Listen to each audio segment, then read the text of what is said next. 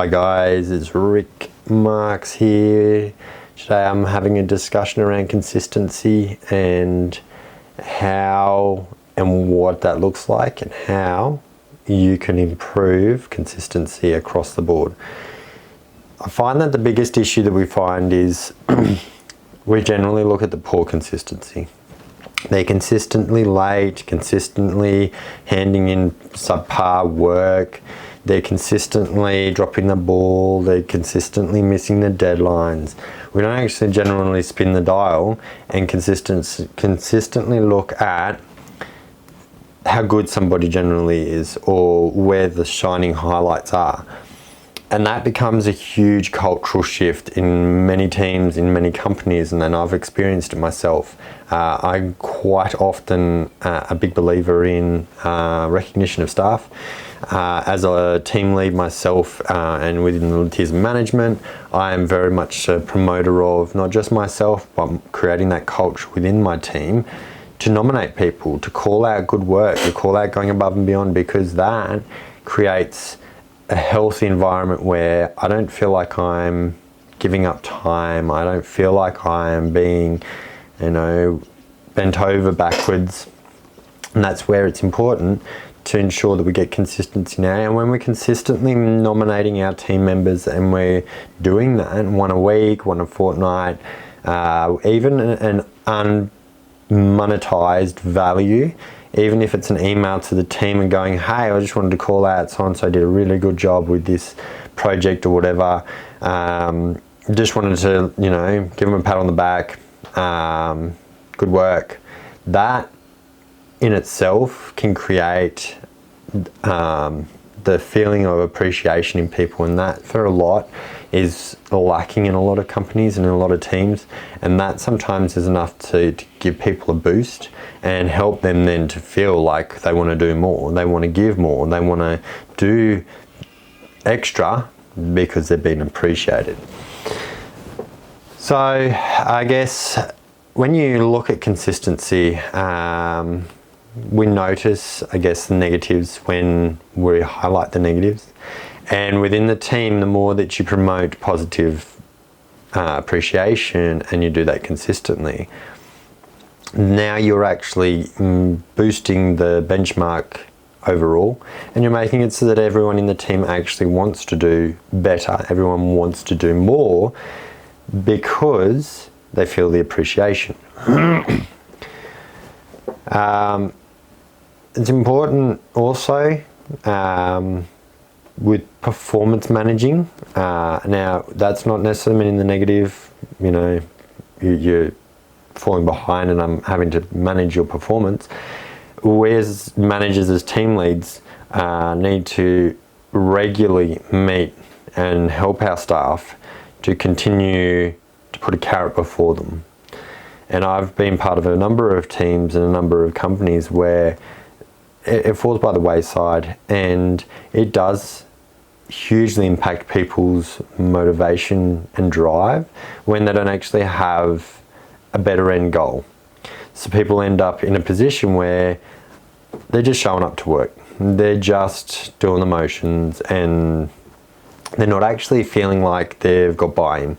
When you get people into training courses, when you get people with a career path and a plan, you actually giving them a purpose to come to work rather than just coming to work to do the work to go home. It gives them a long-term buy-in, and that's where your retention generally goes up, because now you've got people who want to be at work, they want to be there for the long haul, you've invested in them, and this is a problem a lot of companies don't invest in their training because they're spending money. And for a lot, spending money is not high on their agenda.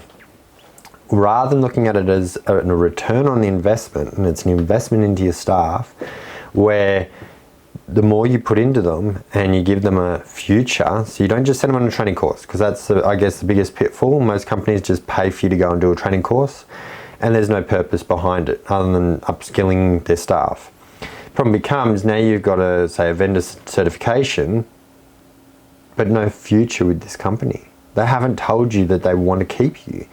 they haven't given you a progression into how you can move into more of a senior position, how you can instill that knowledge onto your other staff members.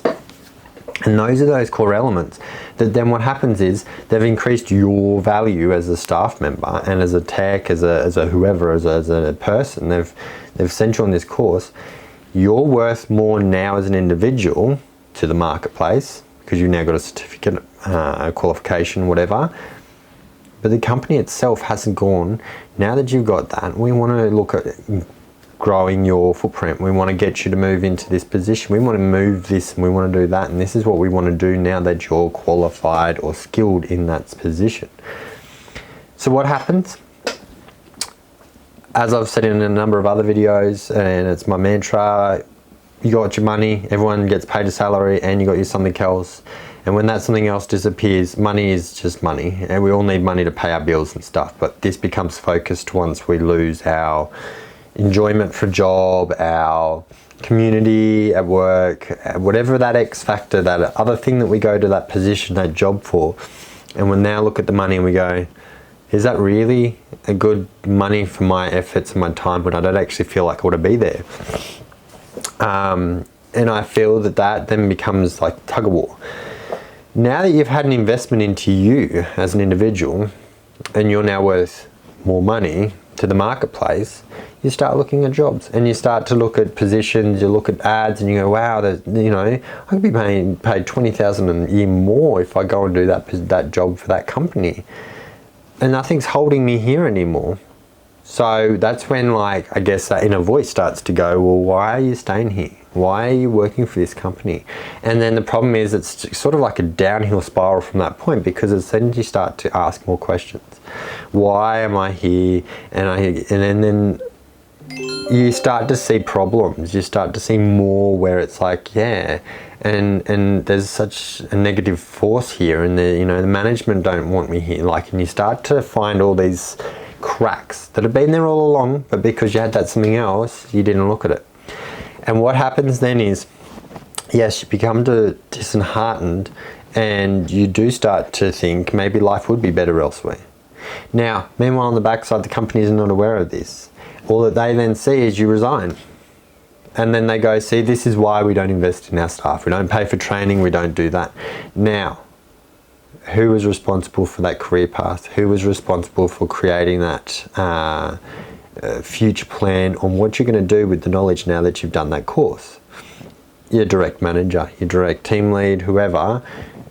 And this is that problem that I'm noticing more and more is, it's the bigger bosses that get cranky because retention, we just lose staff, we train them up and they go away. So if you're in a position as a team lead, as a manager, you need to try and remember when you send someone on training, have a plan. And when they come back from training, sit down and go, so now you finish that course, these are some of the steps I would like to take. And have this thought out before you've sent them on the course, because I think this needs a little bit more thought process behind it before you even send them on a course. Is why are you sending them on this course? What's to gain, or what's the value to your client now as a company, because that person now holds that. And then even before you prove or you ask upper management for training, you can turn around and say, once you've done the course, I want you to create a work instruction, create a SOP. I want you to run a couple of lunch sessions with some of the other techs, or I'll designate some training time with the other team members where you can actually run through some of this. I want you to create a PowerPoint presentation. You put some parameters in it and follow through. So once they finish the course, you can go, okay, so now you're going to bring that knowledge back into the company. I want you to internally upskill. That's when the company is going to grow stronger, and you're going to then find that the retention, and now you've given that person a purpose. They're not just going and doing this training, getting that certification, and then as an individual being worth more, and you're not harnessing that. You're now actually harnessing it back into the company, and you'll find that then the more you do this, and the more that becomes, I guess, the culture within. Higher managers that are signing off on the training, they will be backing, because you can use this as your case study. We want to send our staff on training courses, and this is why. They go off and they train and they teach our staff. They retain and we keep them long-term plan. If you've liked it, if you want to chuck some comments, I would love to spark more discussion. Thanks for watching, and you'll see me on the next video. Have a good one. Bye.